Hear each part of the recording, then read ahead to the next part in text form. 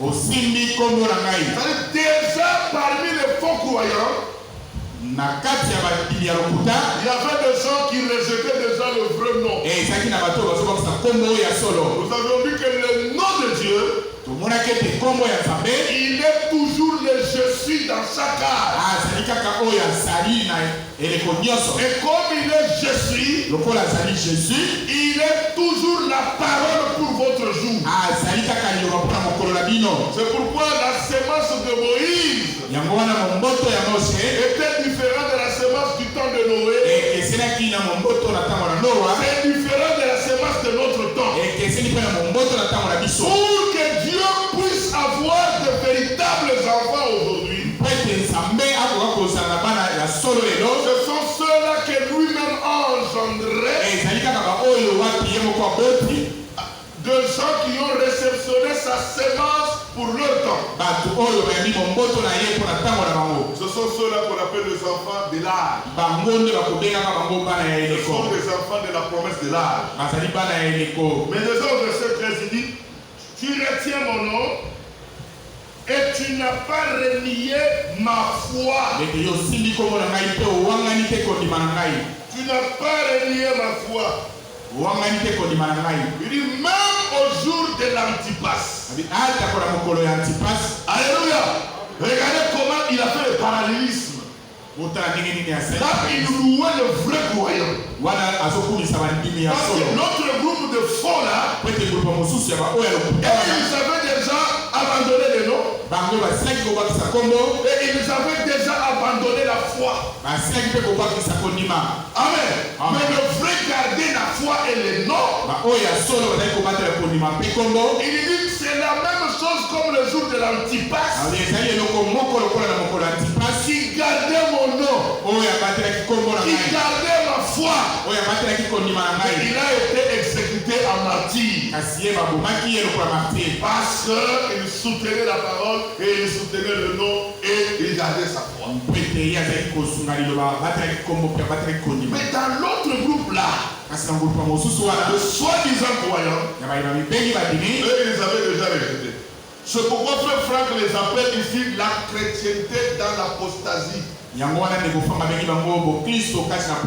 C'est-à-dire les chrétiens qui ont abandonné la foi. C'est pourquoi la foi, je vous dis la vérité, la foi, c'est ce qui fait de nous de croyants. Parce que l'Écriture dit sans la foi, vous ne serez jamais agréable à Dieu. Amen. Maintenant, c'est lui qui s'approche de Dieu. Il doit croire que Dieu existe. Amen. C'est lui l'énumérateur de tous. Qui croit ici que Dieu existe? Amen. Mais quand vous venez à l'assemblée, vous devez avoir cette détermination dans le cœur. Que là où je pars, ce n'est pas frère Étienne, ce n'est pas frère Bérélie, ce n'est pas le frère des autres frères. Mais là où je pars, Dieu existe. Amen. Je pars me rencontrer avec Dieu. Amen. Pourquoi quand on y entre, on se tient debout, on prie. On dit Seigneur, me voici. Je suis venu répondre à ton invitation. Je viens maintenant écouter ce que tu vas me parler. Et moi je te parlerai aussi de mes problèmes. Et toi tu prendras soin de tout. Amen. Dieu n'est pas partout. Amen. Dieu est dans sa parole. Et dans la brochure, Dieu tient sa parole. Et Branham dit que Dieu est dans sa parole manifestée. C'est pourquoi il dit là où il y a 2 ou 3 assemblés à mon nom. La même foi en son nom. C'est le nom de la parole de la promesse. C'est pourquoi il dit gardez mon nom. Ça veut C'est pourquoi toute personne qui croit que le nom de Dieu c'est le Seigneur Jésus-Christ, je ne dis pas le sauveur Jésus-Christ, le Seigneur Jésus-Christ. Parce qu'il y a une différence. Le Seigneur, dans 1 Corinthiens 3, personne ne peut pas appeler Jésus son Seigneur si l'Esprit de Dieu n'est pas en lui. Mais on reçoit l'Esprit selon de la nouvelle naissance. Il est mon Seigneur parce que je suis né de nouveau dans son royaume. C'est pourquoi je l'appelle le Seigneur. Mais pour y naître de nouveau, afin d'entrer dans son royaume, tu dois recevoir la semence de ton jour, la promesse de votre temps. C'est ce qui doit vous faire engendrer. Et là, vous devenez l'enfant de Dieu dans cet âge approprié. Moi, je crois que je suis enfant de Dieu. Je crois quand je viens adorer, j'adore mon Seigneur. Je le vois Dieu béni. Dieu protège. Ce matin, je suivais un cantique, un frère a chanté. Je chante ces cantiques quand je fais mon pèlerinage en Israël. Et quand j'étais en Israël, je regardais, l'Israël c'est un petit pays. Il dit l'Israël est entouré partout par ses ennemis. Il dit les ennemis sont là. Mais le petit pays d'Israël là, quand vous regardez les habitants de ce pays, chacun a toujours l'arme dans sa main. Il est prêt à se livrer en guerre pour l'amour de sa patrie. Il dit malgré de nombreux ennemis là, l'Israël regarde toujours à Elohim. Il dit même le vrai croyant, nous ne sommes pas nombreux. Nous sommes entourés par des ennemis. Dans nos travail, partout nous nous retrouvons. Il n'y aura jamais quelqu'un qui parlera en bien de toi. Regarde Yahweh, regarde le Seigneur, celui qui s'occupera de toi. Pour ça, il veille sur la vraie vie. Amen. Et là, nous avons au verset 14. Il dit, mais j'ai quelque chose contre toi. C'est que tu es là déjà attaché. Alléluia. Attaché à la doctrine de Balaam. Balaam qui enseigne à Balak à mettre une pierre d'achoppement devant les enfants d'Israël pour qu'ils mangent de viande sacrifiée aux idoles et qu'ils se livrent à la débauche. Ici, j'ai épinglé 3 points. Parce qu'on parle de l'enseignement, la doctrine de Balaam. Vous comprenez ça? Mais quand vous allez ici, prenez la Bible. Allons dans Jude.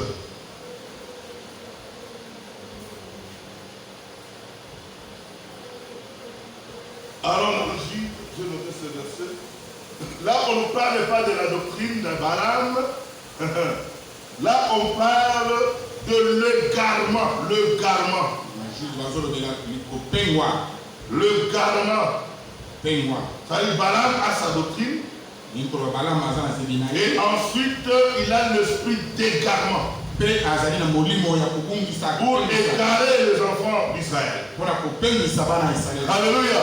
Vous avez trouvé ça? C'est dans le livre de Jude. Jude, comment ça s'appelle le 11? 11. Malheur à eux, car ils ont suivi la voie de Caïn. Et verset 11, Jude.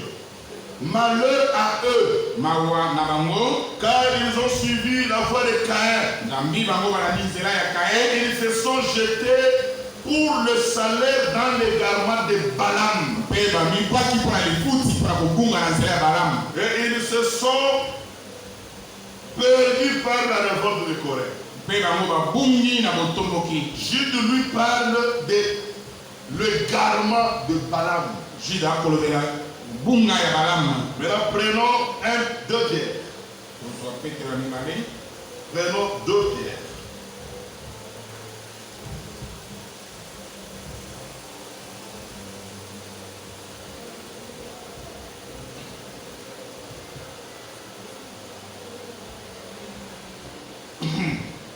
Vous y êtes? 2 Pierre chapitre 2 verset 15.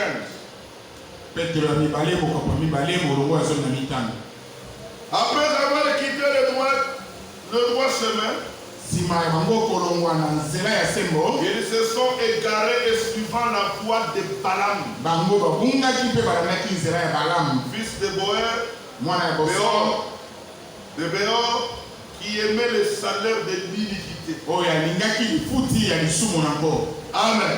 Amen. Dans Apocalypse 2, là où nous étions 14, on parle de l'enseignement, de la doctrine de Balaam. Dans 2 Pierre, on parle de la voie de Balaam. Et dans Jude 11, parce que Jude n'y a qu'un seul chapitre, on parle de l'égarement de Balaam. On doit apprendre ça pour commencer à discerner.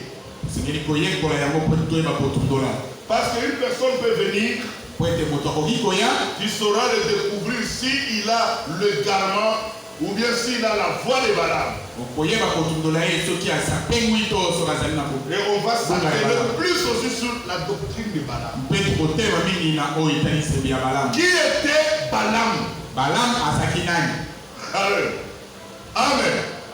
Balaam était un prophète des nations. Pas le prophète d'Israël. L'Israël est sorti de l'Égypte. Il a marché dans le désert. Il traversait des nations et des nations. Ils sont arrivés pratiquement. Allons dans Nombre 22. Nombre 22. Dans l'Ancien Testament. À partir du premier verset.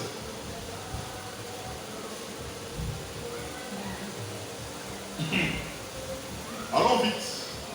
Nous introduisons. C'est très capital. Regardez. Chapitre 22, verset 1. Les enfants d'Israël partirent et ils campèrent dans la plaine de Moab. Ils sont arrivés dans la plaine de Moab.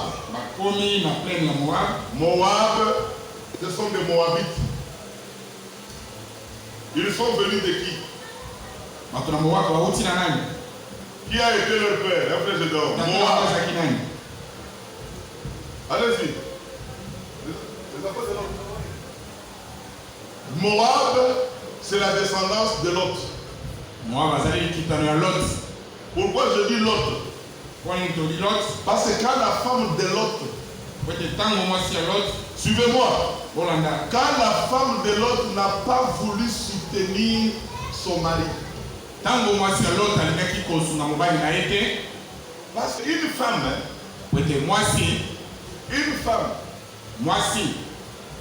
nulle part dans la Bible, Dieu a dit qu'il faut bloquer le verset, non. Non. La femme, pour le ciel, la femme pour le ciel, elle doit se soumettre à son mari comme au Seigneur. Quand le mari parle, la femme ne parle pas. Elle se tait. Vous comprenez ça? C'est-à-dire, vous devez être capable d'appeler votre mari mon Seigneur, mon Seigneur. Quand on dit mon Seigneur, on ne fait pas les doigts comme ça. Non. Tu peux être dans la faute. Si on te reproche, dis tout simplement pardonne-moi. Je ne répéterai plus. Ton mari est ton Seigneur. La femme de l'autre, dans le chemin de l'église, parce que Dieu lui a dit quitte Babylone, quitte Sodome et Gomorrhe. Les anges l'ont tiré, ils l'ont laissé à la montagne, dit monte-toi, sauve-toi sur cette montagne-là le soir. Mais l'autre a marché. Arrivé en semaine, la femme a dit moi je ne marcherai pas. Moi j'aime beaucoup Sodome et Gomorrhe. La femme qui aime le monde, qui aime les habitudes du paganisme. Ça vous devez savoir. Surtout vous les femmes de prédicateurs. Vous devez tirer attention parce que nous manipulons le feu de Dieu. Le même feu que nous manipulons, c'est le même feu qui doit te brûler. C'est pourquoi il faut tirer attention. Vous nous regardez nous comme vos maris, c'est bien. Il faut que Dieu vous ouvre encore un deuxième aspect. Vous regardez que cet homme a l'onction de Dieu. À cause de l'onction, Dieu est jaloux de ses hommes. Amen. Vous allez découvrir ça avec Israël. Amen. Amen. C'est là la femme a tourné, elle a regardé à Sodome. Directement, elle était changée en monument du sel. Jusqu'aujourd'hui. Jusqu'aujourd'hui. Cette pierre est là. De la femme de l'autre. Elle est devenue comme ça. Naturellement. Je vous dis, Dieu est capable de vous faire aussi une colonne du sel. Ça veut dire toute parole qu'on prêchera, toi tu critiqueras. Tu ne croiras jamais. Parce que tu es déjà transformé en cette colonne. Vous savez, le sel déchire les habits. Le sel aussi spirituel empêche que tu sois couvert de la gloire de Dieu. Vous devez respecter Dieu. Vous devez respecter sa parole. Et respecter aussi quand l'homme prêche la parole. Surtout quand ton mari prêche. Et que les croyants disent Amen. Mais toi tu critiques ça. Tu es conforme pour la femme de l'autre. Et tu es capable de faire quelque chose. Mettons ça à côté. Maintenant regardez. L'autre est arrivé, au lieu d'aller à la montagne, il s'est caché. Il a trouvé quelque part son raccourci. L'autre, c'est là où il a commis l'inceste avec ses enfants. Les deux enfants sont devenus gosses. A mis une Moabite.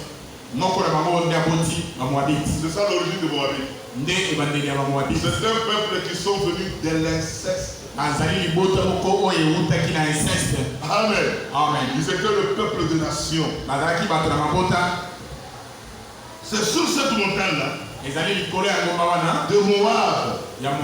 Il dit Balak, fils de Tsippor, vit tout ce qu'Israël avait fait aux Amoréens. Et Moab fut très effrayé en face d'un peuple aussi nombreux. Il fit saisir de terreur en face des enfants d'Israël. Parce que les Israélites, c'était un peuple puissant. Parce qu'ils étaient avec Dieu. Les Moabites étaient déjà informés des grands exploits que ces gens-là ont fait. C'est ainsi au verset 6 suivant, le même chapitre. Il dit, c'est Barak, au verset 5. Il envoya le messager auprès de Balaam sur le fleuve, dans le pays du fils de son peuple, afin de l'appeler et de lui dire, voici.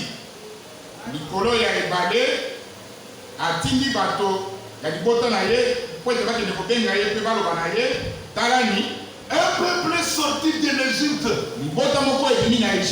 Et il couvre la surface de la terre. Et ils habitent